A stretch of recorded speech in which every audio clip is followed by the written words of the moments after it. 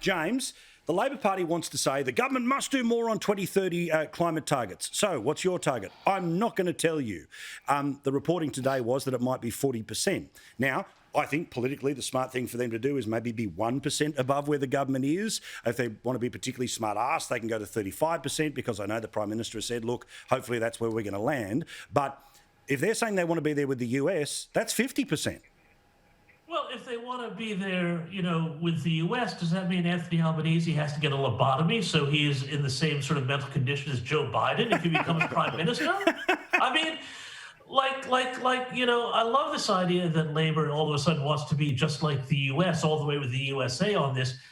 2 weeks ago, a week ago, we were talking about Scott Morrison and how, geez, what is he doing here with this climate stuff? This is, but now it looks like what he was doing was almost challenging or daring Labour to go further, which of course now they have. And, Australians want climate action. They want clean environment, all of that stuff. But there's a limit, and they understand that these extreme policies, which is where the Labour is going to go on this, are, again, this is going to go right to the heart of Labour's problem, which is, are they governing for inner city, green-tinged Labour voters, many of whom have a lot of financial exposure to the renewables markets, or are they going to be the party of rural Australia, outback Australia, those parts of Australia where they dig things up and, get our coal and sell that clean Australian coal around to the rest of the world. Labour is falling, I think, into a trap with this. Yeah, I mean, Pauline, I can't help but feel that that's where they're going, which is the government's not doing enough. Glasgow says we have to do more. You have to come back and show your homework next year with even more. But what are they going to do? We won't tell you, because they know that if they put a number on it, then the political campaign comes in. But you can't imagine somebody standing in an election saying, I won't tell you what I'm going to do till after the election. He's got no answers whatsoever. Albanese is no leader to me whatsoever. He doesn't have the answers.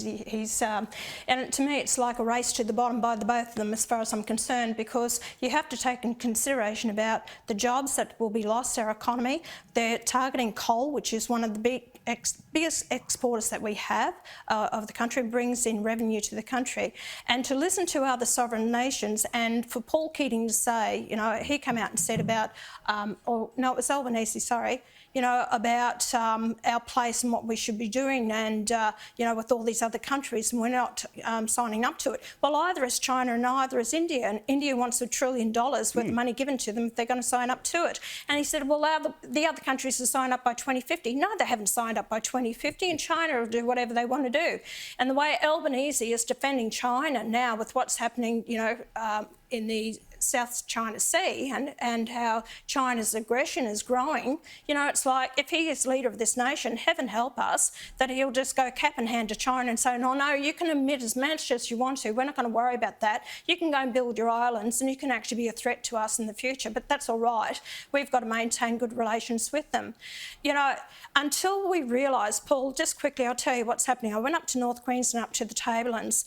At Kuranda, they're clearing land to put 95 wind turbines in there. They're destroying the habitat, the ecology of it. They're actually destroying the animals, and they're clearing this for what? You're putting in a cyclone area that is actually, these wind turbines, they take 800 cubic square metres of concrete per wind turbine, which is equivalent to 44 houses being built. They last 20 years and they cost $500,000 to actually pull down in 20 years' time.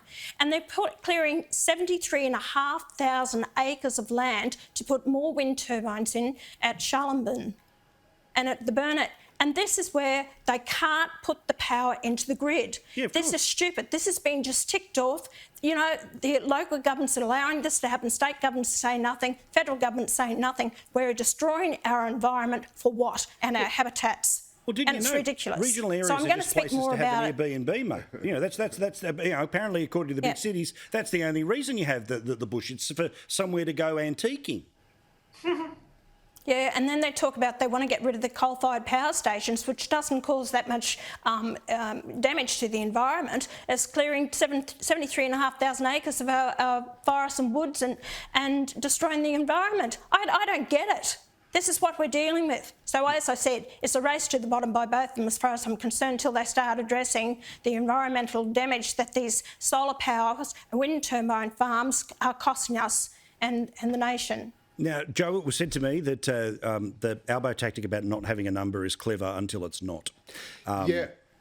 Look, Joel Fitzgibbon has always said climate change in terms of setting targets is a foreign policy issue, and the smart play for Labor would simply to say, well, like on all foreign policy issues, this is a matter for the government, it is a matter for the government of the day, and not something that the opposition should be playing politics with. Now, granted, it's a little bit harder to do when you're taking pot shots on other foreign policy and strategic issues, but putting that to one side, I think a trap is being set for Labor here. I think there seems to be signs that they're falling for that classic political trap of wanting to be loved and to be loved more by their own base, who are going to vote for them anyway. Okay, now you just have to think to yourself, ask one simple question: if you simply match the government's targets, do you really think a whole bunch of young Green left voters in the inner cities are suddenly going to vote for Scott Morrison and the coalition? Yep.